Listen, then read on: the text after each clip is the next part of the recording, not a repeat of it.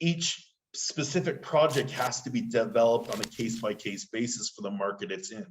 Because if you're only producing, and we've seen this in some of our discussions with some of the large corporates, is we make in one particular facility a marine grade fuel, but that's great. But unless we're producing, 400,000 tons of it annually, that's not really of interest to them. But other things down the supply chain of higher value, but of less quantity, does make sense. So it's finding those sweet spots within product manufacturing and understanding where you can go that sometimes takes a little bit of discussion.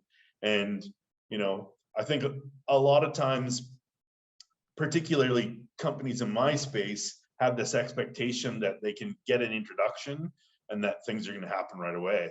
And that's just not the way the big corporate companies work. It's all about the due diligence, exchanging information and ideas, and then working towards a path where then the right people start getting on the bus within this decision-making process after it's come through some technology validity and been talked about and discussed and then seen. Then it starts, gaining some momentum. But I think people need to be patient, and they need to take on board a lot of what we've just discussed.